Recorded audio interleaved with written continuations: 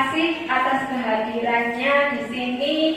Di sini saya bukan yang paling hebat, bukan yang paling pintar, masih banyak yang perlu saya pelajari. Jadi di sini kita sama-sama belajar ya. Pertama-tama marilah kita panjatkan puji dan syukur kehadirat Allah Subhanahu wa taala sehingga kita dapat berkumpul dalam kegiatan pengibasan 1.4.A.9 aksi nyata modul 1.4 budaya positif calon guru penggerak angkatan 9 kelas 328 Kabupaten Mojokerto. Yang kedua kalinya selawat serta salam semoga tetap tercurahkan kepada junjungan Nabi besar Muhammad Shallallahu Alaihi Wasallam.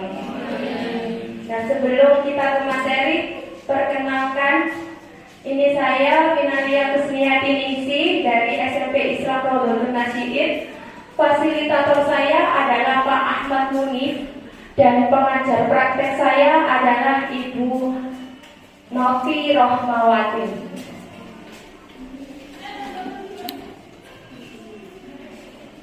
Tujuan pendidikan menurut Ki Hajar Dewantara adalah pendidikan merupakan tuntunan di dalam hidup tumbuhnya anak-anak. Pendidikan yaitu menuntun segala kekuatan-kodrat yang ada pada anak agar mereka sebagai manusia dan sebagai anggota masyarakat dapat mencapai keselamatan dan kebahagiaan setinggi-tingginya. Jadi tujuan akhir pendidikan itu agar anak-anak mencapai keselamatan Bapak Ibu dan kebahagiaan nanti di masa depan.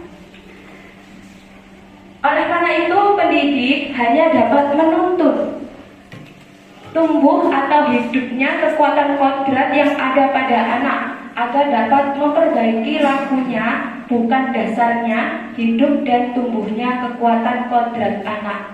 Bapak Ibu yang perlu diketahui, anak itu memiliki dua kodrat. Yang pertama adalah kodrat alam.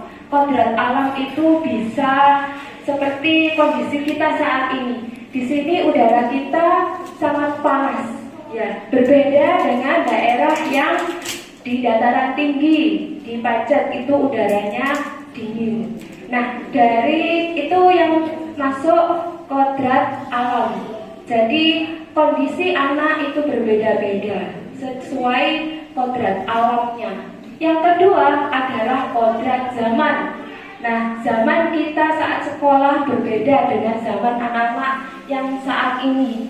Dulu kita belum begitu mengenal teknologi, sekarang semuanya serba digital. Itu adalah dua kodrat anak. Nah, pendidikan itu hanya bersifat menuntun Bapak Ibu.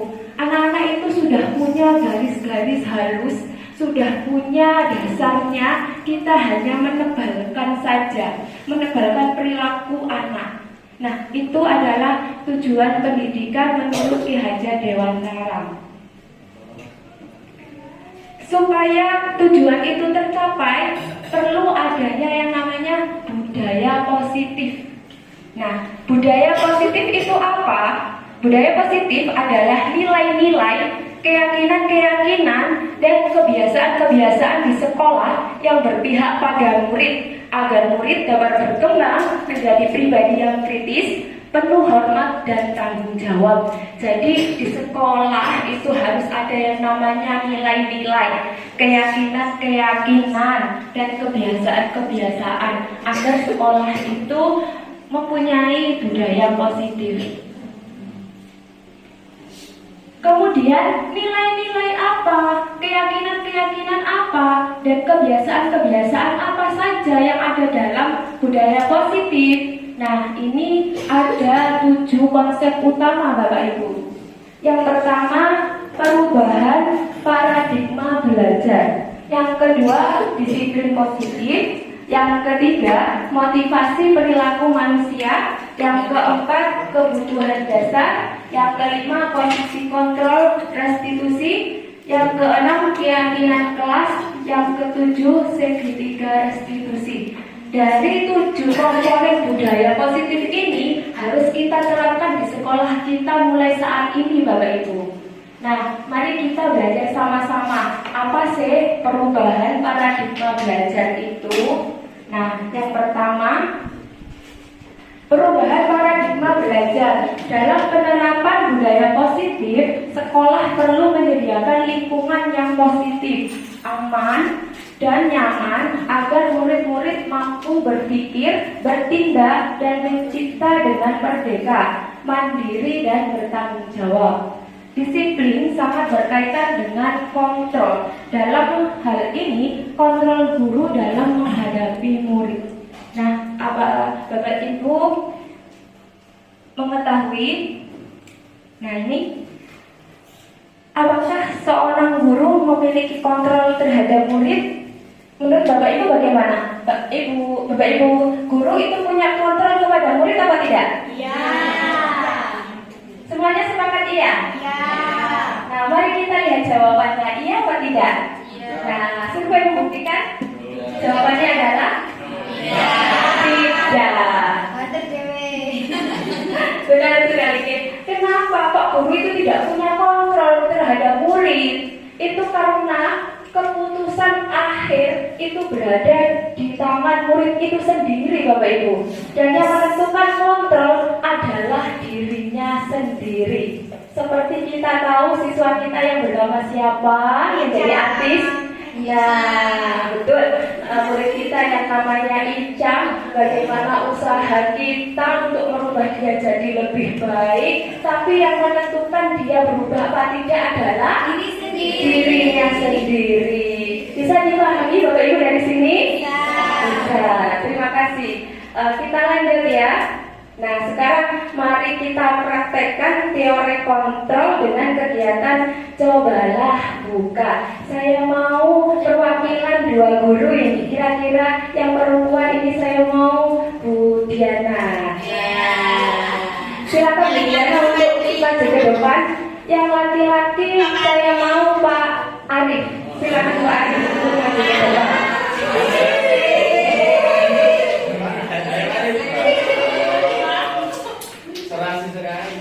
Ya. Silakan berdiri di depan Bu. Bu Diana ini adalah si A, ya. Pak Arif ini adalah si B.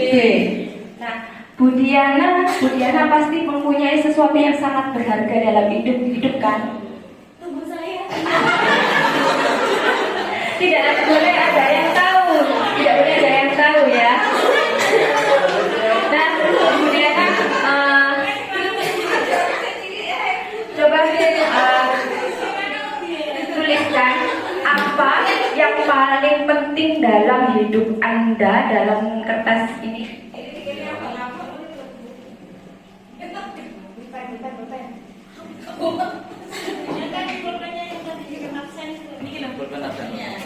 Silakan ditulis sesuatu yang paling berharga dalam hidup Ibu. Bisa benda yang paling berharga itu apa? Silakan ditulis. Ya, jangan ada yang tahu ya. Kemudian Ibu kepalkan dalam tangan. Jangan ada yang tahu. Jangan sampai nulis jenengnya Pak Arif loh ya. Sesuatu yang paling berharga sekali yang harus Bu Diana pertahankan dalam kepalan tangan. Silakan dikepal. Apapun yang terjadi, jangan dibuka, pertahankan. Bisa? Nah, tugasnya Pak Arif sekarang. Pak Arif ini adalah si B. Tugas Pak Arif adalah mencoba dengan segala cara membuka kepalan tangannya Bu Diana. Boleh dengan boleh dengan menghardik, mengintimidasi, memarahi, menggoda, menggelitik, bahkan menawari uang. Boleh agar Bu Diana bersedia membuka kepalan tangannya. Silakan Pak Arif.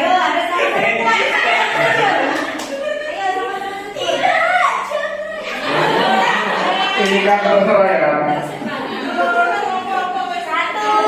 Boleh dibujuk, boleh digoda, boleh dikasih uang boleh. Pantun sih Pak Arif. Dirayu boleh. Arif, Bu Diana. Ya Pak Arif. tanpa Tangan. sampean kan ada sesuatu yang sangat berharga. Bolehkah aku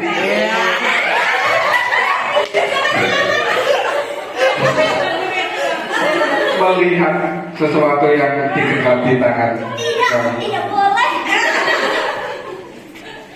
Kalau nggak boleh, saya akan memaksa dengan kekerasan. Kasar ngono. Tolong berikan segera. Aku suka dikasarin.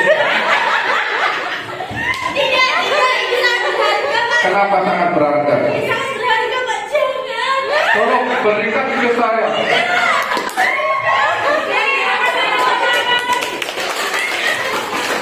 Terima kasih banyak. Silakan kembali.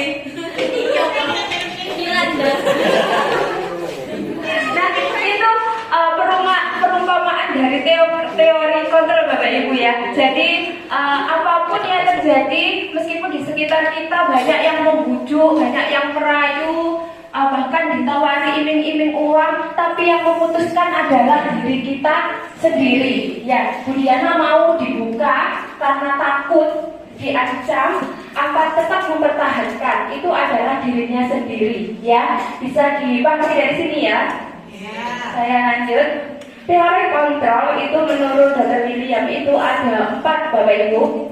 Yang pertama, ilusi guru mengontrol murid. Jadi guru mengontrol murid itu adalah ilusi. Iya, ilusi bahwa semua penguatan positif, efektif dan bermanfaat. Jadi semua penguatan-penguatan yang kita berikan kepada murid itu juga hanya ilusi.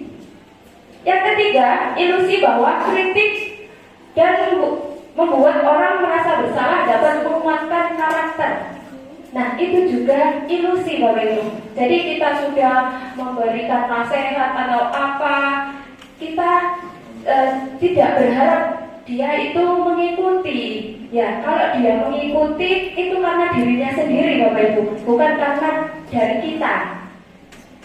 Yang keempat, ilusi bahwa orang dewasa memiliki hak untuk memaksa. Nah, kita itu tidak bisa memaksa orang lain Bapak Ibu. Itu hanya ilusi. Kalau dia mengikuti kita, itu memang dari dirinya sendiri. Ya. Kemudian, siapa sesungguhnya yang memiliki kontrol? Nah, ini ada 2 kolom, stimulus respon dan teori kontrol. Yang pertama, kita mencoba mengubah orang agar berpandangan sama dengan kita. Nah, menurut teori kontrol, kita berusaha memahami pandangan orang lain tentang dunia. Orang lain bisa mengontrol saya. Menurut teori kontrol, hanya Anda yang bisa mengontrol diri Anda.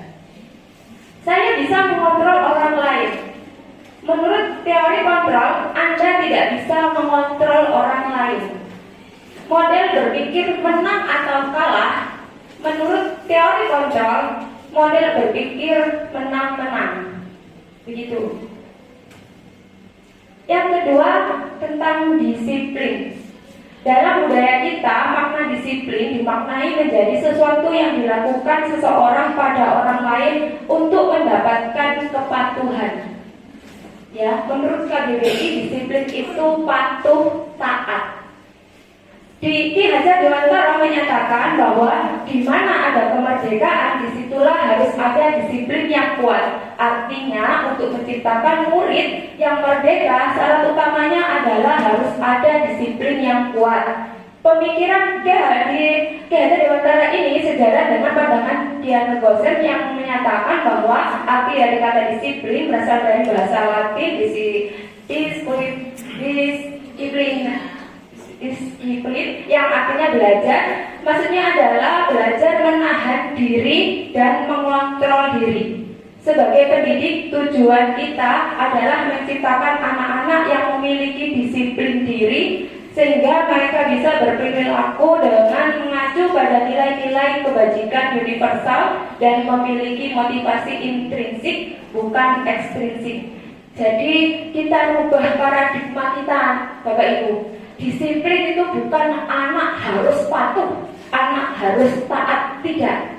Tapi disiplin adalah belajar menahan diri. belajar untuk mengontrol diri. Nah, seperti Bapak Ibu di sini, Bapak Ibu di sini tanpa diberitahu sebelumnya, jauh-jauh hari, baru tadi malam mau datang di sini, mau mendengarkan saya. Nah, itu sudah masuk disiplin Bapak Ibu. Ya, apakah Bapak Ibu di sini karena mengharapkan hadiah? Tidak, karena memang dari dalam dirinya sendiri. Nah, itu motivasi dari dalam Bapak Ibu. Sebelumnya saya ucapkan terima kasih banyak. Nah, dari disiplin ini kita mengharapkan ada nilai-nilai kebajikan pada anak. Nilai-nilai kebajikan itu sifat-sifat positif manusia yang merupakan tujuan mulia yang ingin dicapai individu. Nilai-nilai kebajikan universal yang ingin dicapai oleh pendidikan Indonesia kita kenal dengan istilah profil pelajar Pancasila. Ada 6 dimensi. Jadi ini ke-6 ini adalah nilai-nilai kebajikan yang sudah dirumuskan menjadi 6 nilai-nilai kebajikan di seluruh dunia. Itu kan banyak ya Bapak Ibu. Nah, diambil menjadi 6 rumusan ini. Yang pertama adalah beriman dan bertakwa kepada Tuhan Yang Maha Esa dan berakhlak mulia. Kedua, mandiri. Ketiga, bernalar kritis, berkebinekaan global, bergotong royong, dan terakhir adalah kreatif. Ini 6 dimensi yang kita harapkan anak-anak bisa memiliki nilai-nilai kebajikan ini. Teori motivasi ini ada 3. Motivasi perilaku manusia ini ada 3 Bapak Ibu. Yang pertama, untuk menghindari ketidaknyamanan atau hukuman, itu motivasi dari eksternal. Yang kedua, untuk mendapatkan imbalan atau penghargaan dari orang lain, itu juga eksternal. Yang ketiga, untuk menjadi orang yang mereka inginkan dan menghargai diri sendiri dengan nilai-nilai yang mereka percaya. Ini motivasi internal. Dari ketiga motivasi ini yang kita harapkan adalah yang nomor 3. Mereka menghargai diri sendiri dengan nilai-nilai mereka yang percaya. Jadi motivasi dari dalam diri mereka sendiri. Dari teori motivasi itu ada istilah hukuman, konsekuensi, dan restitusi. Hukuman itu sesuatu yang menyakitkan yang harus terjadi Bapak Ibu. Itu hukuman. Yang kedua, konsekuensi, sesuatu yang harus terjadi. Yang ketiga, restitusi, itu sebuah pilihan. Nah, kita bermain ya. Nah, ini saya punya 3 kalimat. Bapak Ibu silakan menjawab hukuman atau konsekuensi. Ya, yang pertama, lari mengelilingi lapangan basket 2 kali karena terlambat hadir di sekolah. Jawabannya hukuman atau konsekuensi Bapak Ibu? Hukuman. Yang kedua, membersihkan coretan yang dibuatnya di meja tulis. Hukuman atau konsekuensi? Konsekuensi. Yang ketiga, lari mengelilingi lapangan basket 2 kali karena terlambat 10 menit untuk pelajaran PJOK. Hukuman atau konsekuensi? Hukuman? Hukuman. Ya, kita lihat jawabannya. Ya. Lari mengelilingi lapangan basket 2 kali karena terlambat hadir, itu memang hukuman karena dia terlambat hadir di sekolah. Membersihkan coretan yang dibuatnya di meja tulis, itu konsekuensi yang harus dia lakukan setelah melakukan kesalahan. Yang ketiga, lari mengelilingi lapangan basket 2 kali karena terlambat 10 menit untuk pelajaran PJOK. Ini bukan hukuman ya, tapi konsekuensi karena pelajaran PJOK-nya itu tadi memang pas lari. Jadi dia terlambat, temannya sudah lari, jadi dia lari sendiri. Jadi bukan hukuman, memang pelajaran olahraga. Jadi ini masuk konsekuensi. Bisa dipahami nggih dari sini nggih? Nah, untuk materi yang keempat adalah kebutuhan dasar manusia. Kebutuhan dasar manusia itu ada 5 Bapak Ibu. Yang pertama adalah kebutuhan bertahan hidup. Yang kedua, kebutuhan kasih sayang dan rasa diterima. Yang ketiga, penguasaan. Yang keempat, kebebasan. Dan yang kelima, kesenangan. Jadi anak-anak melakukan tindakan itu sesuai dengan kebutuhannya. Nah, ini ada contoh. Ibu guru bilang, aku tidak boleh bersenandung sewaktu mengerjakan tugas. Katanya kelas harus tenang, tidak ada suara, kan enggak seru jadinya. Nah, itu mereka memenuhi kebutuhan kesenangan Bapak Ibu. Nah, ketika kita mengajar, pasti ada yang ngobrol sendiri di belakang. Iya apa tidak? Nah, itu mereka melakukan tindakan itu karena memenuhi kebutuhannya untuk kesenangan, senang ngobrol. Nah, itu. Yang kedua, ada contoh kalimat, ibu guru tidak menyapaku hari ini, padahal aku pakai tas baru. Nah, anak-anak itu juga ingin memenuhi kebutuhan kasih sayang dan rasa diterima, ingin disayang oleh kita. Kok saya tidak bisa apa ya sama ibu guru? Nah, itu kebutuhan karena ini disayangi, diperhatikan. Kemudian ada contoh kalimat, aku sebel gambarku tidak rapi, malah ibu guru nunjukin ke teman-temanku di depan kelas. Nah, itu mereka memenuhi kebutuhan penguasaan karena dia merasa dia tidak kabarnya tidak rapi, jadi dia memenuhi kebutuhan untuk penguasaannya yang kurang. Kemudian contoh yang keempat, aku bosan, masa belajarnya cuma gitu-gitu saja, dengerin ibu guru saja. Nah, itu memenuhi kebutuhan kebebasan. Nah, kadang anak-anak juga kan jenuh ya kalau duduk di atas meja. Nah, mereka mau di bawah saja berkelompoknya, itu karena mereka ingin memenuhi kebutuhan kebebasan. Begitu Bapak Ibu. Materi yang kelima adalah posisi kontrol guru. Nah, ini Bapak Ibu, posisi kita sebagai guru di sekolah itu ada 5 posisi. Yang pertama itu sebagai penghukum. Yang kedua, pembuat merasa bersalah. Yang ketiga, teman. Yang keempat, pemantau. Dan yang kelima, manajer. Jadi posisi kita menghadapi murid itu ada 5 Bapak Ibu. Yang pertama sebagai penghukum. Sebagai penghukum, seorang guru itu menggunakan hukuman fisik maupun verbal. Itu kalau guru berposisi sebagai penghukum. Kalau kamu tidak masuk, kalau kamu ramai di kelas, maka kamu tidak boleh ikut pelajaran saya. Itu penghukum Bapak Ibu. Nah, posisi kita yang kedua, pembuat merasa bersalah, yaitu guru membuat orang lain merasa tidak nyaman, bersalah, dan rendah diri.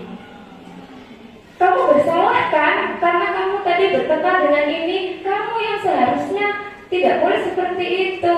Nah, itu contoh, itu memposisikan guru sebagai pembuat merasa bersalah Bapak Ibu.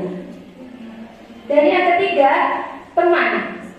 Nah, teman itu guru tidak akan menyakiti murid, namun akan tetap berupaya mengontrol murid melalui persuasi. Itu kalau guru sebagai teman. Yang keempat, guru berposisi sebagai pemantau, yaitu guru mengawasi perilaku anak. Kita awasi anak tersebut, itu kita sebagai pemantau. Dan yang keempat, posisi guru terhadap murid itu sebagai manajer. Guru berbuat sesuatu bersama dengan murid, mempersilahkan murid mempertanggungjawabkan perilakunya, mendukung murid agar dapat menemukan solusi atas permasalahannya sendiri. Dari kelima posisi kontrol ini yang diharapkan sekarang itu adalah guru berposisi sebagai manajer. Nah, kira-kira dari 5 posisi kontrol yang paling banyak Bapak Ibu lakukan itu sebagai apa? Apakah sebagai penghukum? Tidak ya. Sebagai pembuat merasa bersalah? Bisa jadi teman? Iya. Pemantau? Iya. Manajer? Iya. Ya, semoga ke depannya kita bisa menerapkan posisi diri kita sebagai manajer ya Bapak Ibu ya.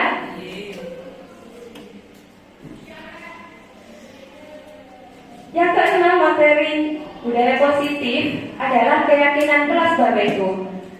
Keyakinan kelas adalah nilai-nilai keselamatan atau kesehatan yang kita sebut sebagai keyakinan. Itu nilai-nilai kebajikan universal yang disepakati secara tersirat dan tersurat, lepas dari latar belakang suku, negara, bahasa maupun agama.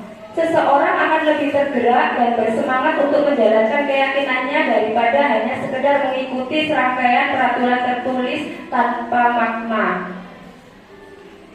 Jadi kalau dulu itu kita mengenal yang namanya peraturan kelas. Nah, kalau sekarang dari peraturan itu kita rubah menjadi keyakinan kelas Bapak Ibu. Nah, apa perbedaannya? Ini perbedaannya. Keyakinan kelas bersifat abstrak daripada peraturan yang lebih rinci dan konkret. Keyakinan kelas berupa pernyataan-pernyataan universal. Pernyataan keyakinan kelas senantiasa dibuat dalam bentuk kalimat positif. Jadi kalau berbunyi misalnya tidak boleh makan di dalam kelas, itu positif atau negatif Bapak Ibu? Negatif. Kira-kira kalau dirubah menjadi kalimat positif, saya tidak akan makan di dalam kelas. Sepertinya masih ada kata tidak. Makanlah di kantin. Nah, makanlah di kantin, makan di luar, atau makan saat istirahat. Nah, itu Bapak Ibu ya. Kalau di dalam kelas masih berbunyi tidak boleh makan dan minum di dalam kelas, itu masih kalimat negatif, masih berupa peraturan. Kalau dirubah menjadi keyakinan, itu menjadi kalimat positif. Dan kenapa kok harus dirubah menjadi keyakinan? Karena kalau dirubah menjadi keyakinan itu mereka merasa bertanggung jawab Bapak Ibu. Jadi tidak karena peraturan harus terpaksa terbebani melaksanakannya itu dengan penuh keterpaksaan. Tapi kalau keyakinan, mereka meyakini dalam hatinya dan akan melaksanakannya secara bertanggung jawab. Oh iya, kemarin kan sudah kesepakatan ya, makannya itu di luar kelas, di kantin saat istirahat gitu. Kemudian keyakinan kelas hendaknya tidak terlalu banyak agar mudah diingat dan dipahami. Semua warga kelas hendaknya ikut berkontribusi dalam membuat kegiatan kelas lewat curah pendapat, bersedia meninjau kembali keyakinan kelas dari waktu ke waktu. Jadi membuat keyakinan kelas itu anak-anak harus dilibatkan Bapak Ibu. Jadi untuk wali kelas ini saya harapkan membuat keyakinan kelasnya masing-masing ya. Bisa dimulai besok. Ini saya ada contoh. Kemarin saya sudah membuat keyakinan kelas di kelas saya, kelas 7A. Seperti apa sih prakteknya? Ini adalah contohnya.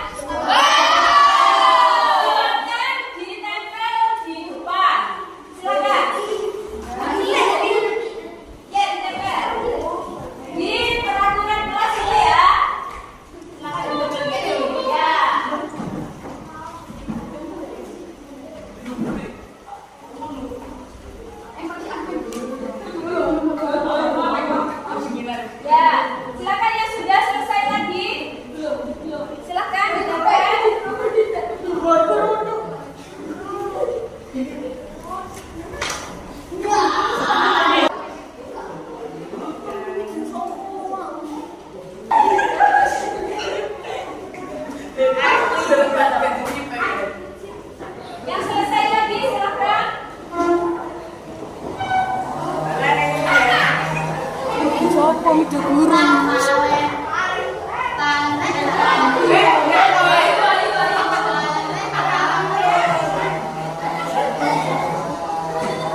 Radit.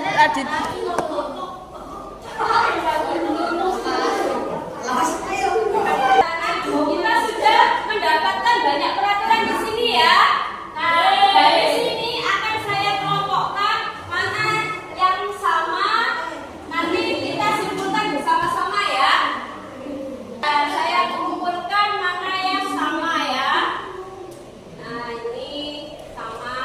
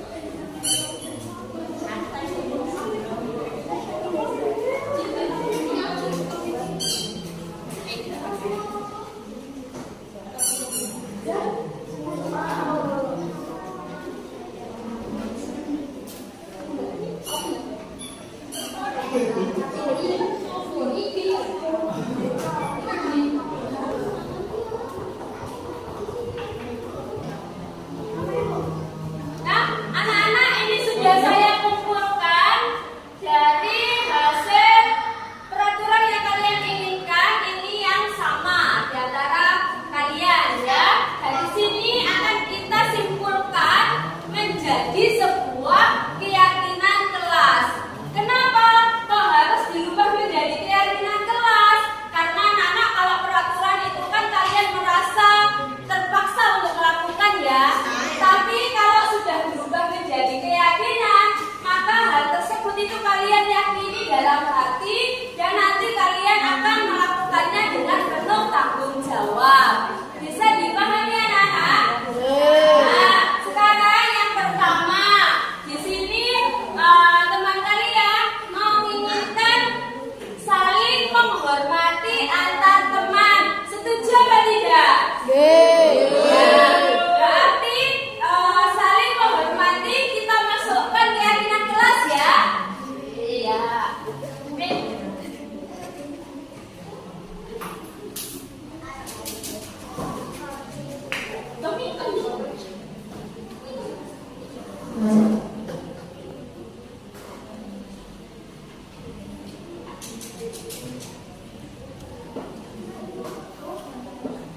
Nah, sekarang yang kedua. Ini sudah.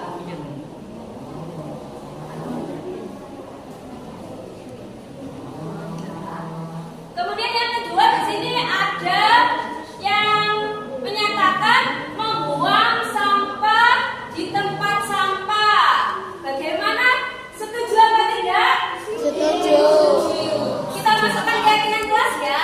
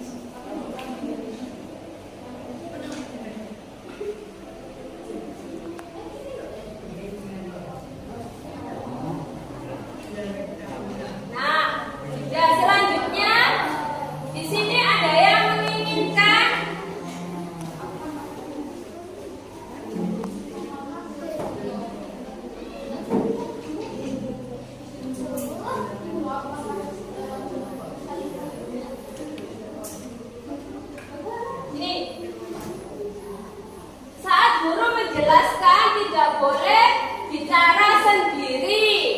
Nah, saat guru menerangkan tidak boleh bicara sendiri, kira-kira kalau dirubah menjadi kalimat positif itu seperti apa, anak-anak? Ya, mendengarkan guru saat pelajarannya.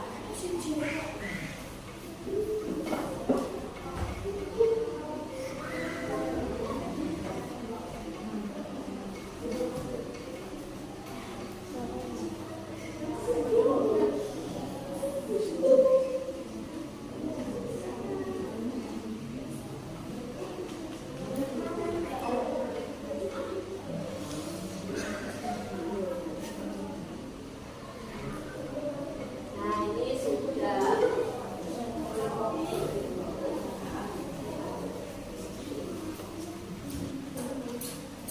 Nah, kemudian di sini juga ada yang mengatakan tidak boleh memanggil nama teman dengan sebutan yang tidak baik. Nah, kira-kira dirubah menjadi kalimat positif apa? Ya. Memanggil teman dengan namanya.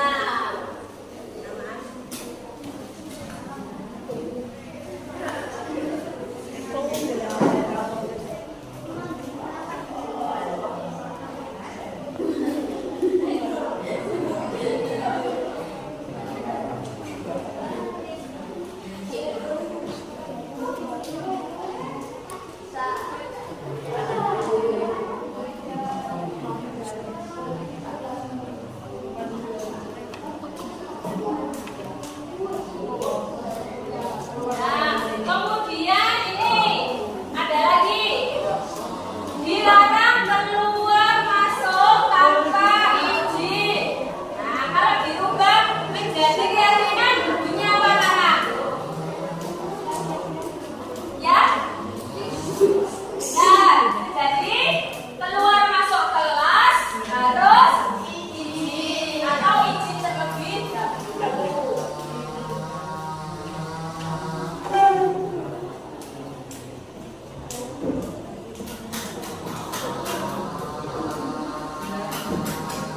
Ya, meminta izin jika keluar kelas.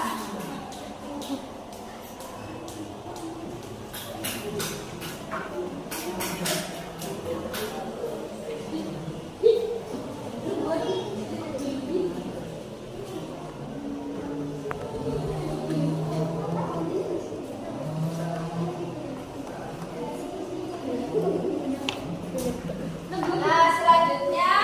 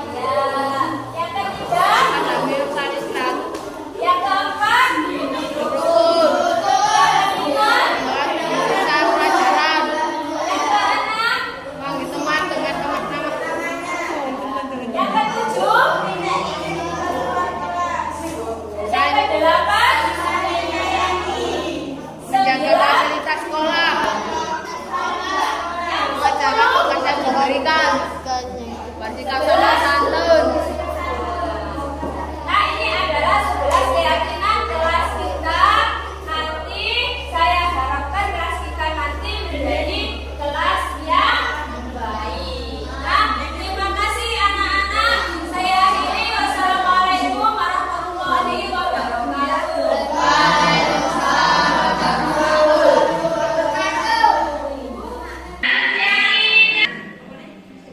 Nah, itu tadi contoh pembuatan keyakinan kelas Bapak Ibu. Jadi dari diskusi curah pendapat dikumpulkan menjadi sebuah keyakinan. Nanti bisa dipraktekkan ya di kelasnya masing-masing. Nah, yang materi terakhir adalah segitiga restitusi Bapak Ibu. Proses menciptakan kondisi bagi murid untuk memperbaiki kesalahan mereka sehingga mereka bisa kembali pada kelompok mereka dengan karakter yang lebih kuat. Melalui restitusi, guru dapat membantu murid memulihkan dirinya, mengevaluasi dampak kesalahannya, dan memberikan penawaran bukan paksaan. Penerapan segitiga restitusi itu ada 3 tahapan Bapak Ibu. Yang pertama, menstabilkan identitas. Itu mengubah identitas anak dari orang yang gagal menjadi sukses. Contoh kalimatnya seperti ini. Berbuat salah itu tidak apa-apa. Tidak ada manusia yang sempurna. Itu contoh menstabilkan identitas. Yang kedua, validasi tindakan yang salah. Itu adalah memenuhi kebutuhan dasar. Seperti tadi ya, kebutuhannya ada 5. Contoh kalimatnya, kamu pasti punya alasan mengapa melakukan hal itu, padahal kamu bisa melakukan yang lebih buruk dari ini ya. Itu. Yang ketiga, menanyakan keyakinan, menghubungkan keyakinan anak dengan keyakinan kelas. Maka kita harus membentuk keyakinan dulu nanti supaya bisa menerapkan segitiga restitusi. Contohnya, apa nilai-nilai umum yang kita telah sepakati? Kamu mau jadi orang yang seperti apa? Itu adalah contoh kita menghadapi murid, memecahkan masalah murid. Mereka memecahkan masalahnya sendiri. Kita hanya membantu mereka untuk memecahkan masalahnya sendiri. Ini saya ada contoh untuk penerapan segitiga restitusi dari anak kelas 9.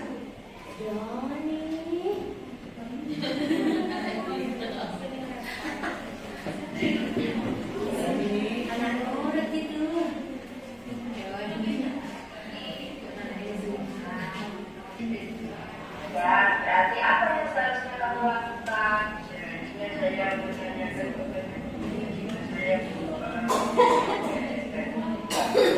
bagaimana kamu melihat masalah ini? Ya, saya akan berusaha mengerjakan tugas belajar dengan solusi. Saya akan berusaha karena kamu anak kita. Assalamualaikum. Waalaikumsalam. Ya. Mas Doni, Ibu mendapat laporan kalau kamu sering tidak mengerjakan tugas ya? Iya Bu, saya tidak mengerjakan tugas matematika, bahasa Inggris dan IPA karena sulit. Setiap manusia pasti memiliki kekurangan dan kelebihan, tidak ada yang sempurna termasuk kamu. Lalu apa alasan kamu tidak mengerjakan tugas? Saya tidak memahami materi yang disampaikan oleh guru, jadi saya tidak paham bagaimana cara mengerjakan tugasnya. Ya, saya memahami kesulitanmu. Tapi apa tindakanmu sesuai dengan keyakinan kelas kita? Tidak Bu, Keyakinan apa yang kamu langgar? disiplin Bu. Ya, berarti apa yang seharusnya kamu lakukan? Seharusnya saya menanyakan kepada guru jika saya belum paham materi yang diajarkan. Bagus. Bagaimana kamu memperbaiki masalah ini? Ya Bu, saya akan berusaha mengerjakan tugas dan belajar dengan sungguh-sungguh. Baik sekali. Saya yakin kamu bisa karena kamu anak pintar. Terima kasih Bu. Ya, silahkan kembali. Assalamualaikum. Waalaikumsalam. Perkenalkan, saya Doni kelas 9A. Saya senang bisa berdiskusi dengan Bu Guru. Saya bisa menyelesaikan masalah saya dengan bertanya kepada guru jika belum paham materi yang diajarkan. Waalaikumsalam. Ya, duduk, Moza. Ibu tadi diberitahu ketua kelas, katanya kamu bertengkar dengan Radit ya? Iya Bu, karena Radit sering keluar kelas tanpa izin. Oh begitu, wajar kamu tadi marah. Lalu apa yang kamu lakukan? Saya marah kepada Radit Bu, saat dia keluar kelas saya tutup pintu dari dalam sehingga tidak bisa masuk kelas. Oh, pasti kamu punya alasan kan melakukan itu? Iya Bu, saya hanya memberi pelajaran kepada Radit biar dia menyadari kesalahannya. Ya wajar, kalau kamu tadi seperti itu, ibu menghargai sikapmu yang tidak lebih buruk seperti bisa saja kamu memukul, tapi tidak kamu lakukan. Tapi kira-kira sesuai nggak dengan keyakinan kelas kita? Tidak Bu, Kira-kira keyakinan kelas apa yang kamu langgar? saya melanggar keyakinan saling menghormati. Kira-kira penting nggak keyakinan kelas kita? Iya Bu, sangatlah penting saling menghargai. Baik, berarti apa yang seharusnya kamu lakukan? Seharusnya saya mengingatkan Radit dengan perkataan yang baik dan tidak melakukan perbuatan seperti itu. Kamu bersedia memperbaiki masalah ini? Bersedia Bu, saya akan minta maaf kepada Radit. Apa yang kamu lakukan untuk memperbaikinya? Saya akan lebih sabar dan tidak mudah marah serta tidak melakukan perbuatan yang tidak baik. Iya, benar sekali Moza. Assalamualaikum, saya Moza dari kelas 7A. Saya senang diajak diskusi sama Bu Guru. Saya harus jadi anak yang lebih baik, sabar dan tidak mudah marah.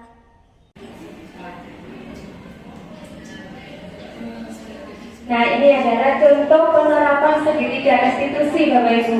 Jadi kita mereka memecahkan masalah mereka sendiri, kita hanya perantara. Nah, nanti kira-kira ke depannya kita bisa menerapkannya ya dengan anak-anak ya, Bapak Ibu ya. Nah, terima kasih atas kehadirannya dan perhatiannya. Saya akhiri. Wassalamualaikum warahmatullahi wabarakatuh.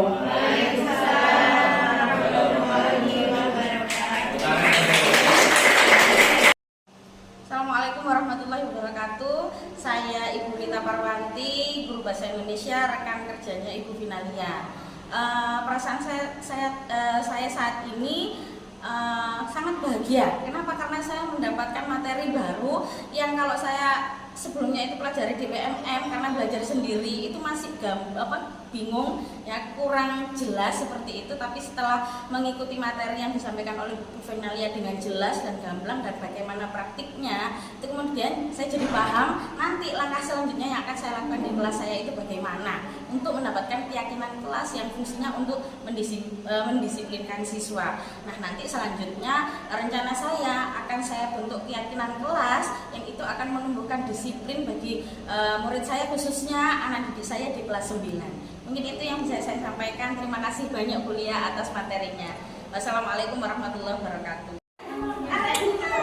Terima kasih.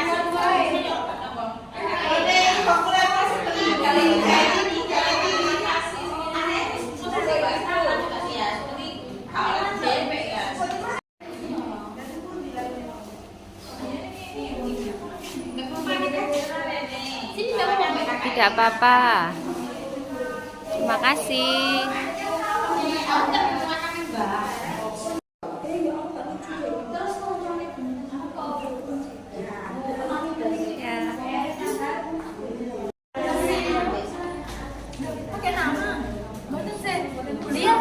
Tidak apa-apa. Terima kasih.